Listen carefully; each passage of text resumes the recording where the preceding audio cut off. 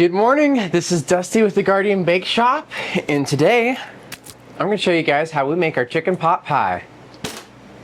So first, we start with an onion.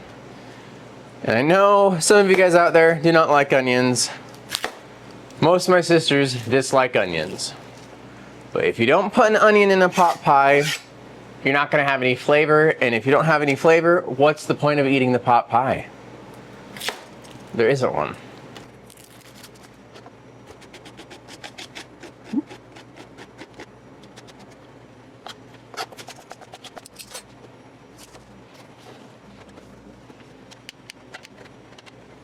Right back with my olive oil.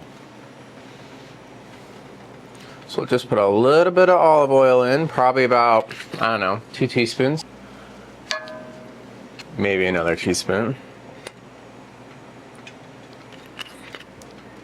Enough to throw those on in. We'll get you guys that sizzle. Yeah.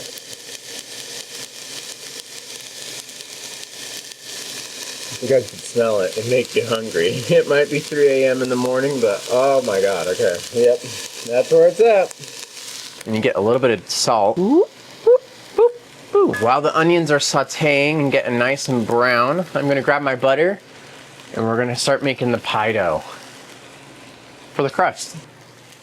Okay, so we're gonna have our flour and then we're gonna cube up our butter.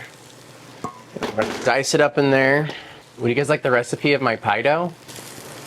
Yeah, you can't have it. Kinda mean. Okay, the next step is adding the water to our pie dough.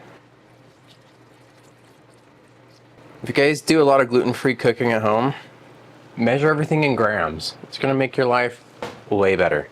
And now we add a component of dairy.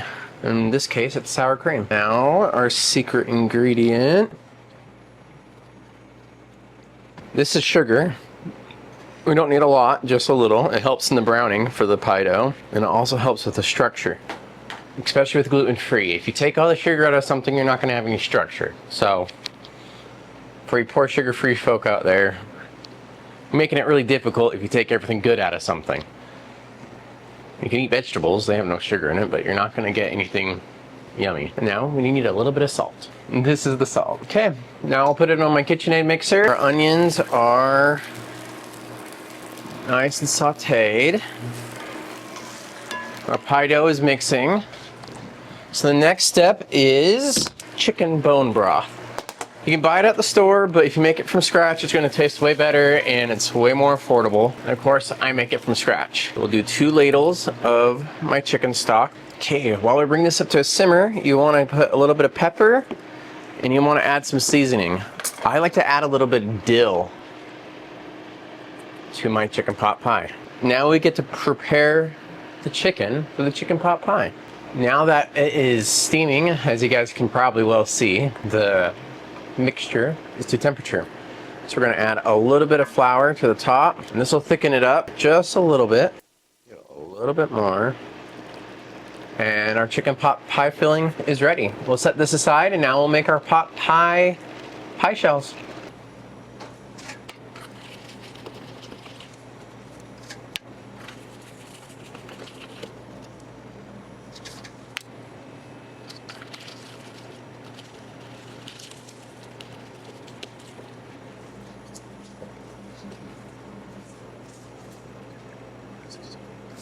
Okay.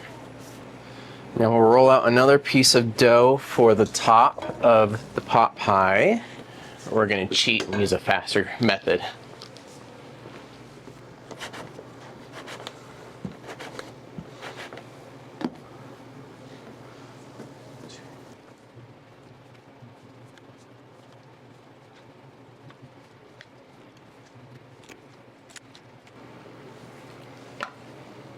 Okay, and so for each one of the pot pies, we'll get one of the tops. This one just needs a little bit more filling. Make sure everything else is exactly how I like it. Perfect. We'll push it on top. We'll push off the excess pie dough, extra pie dough off the edges. And we'll just move right along and get all of them done really quickly.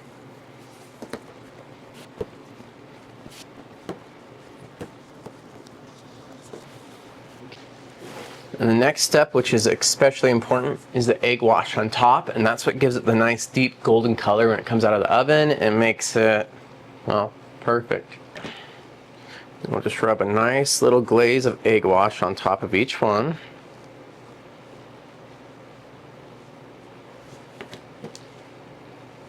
If you don't do this, they come out really dry looking and it's not good.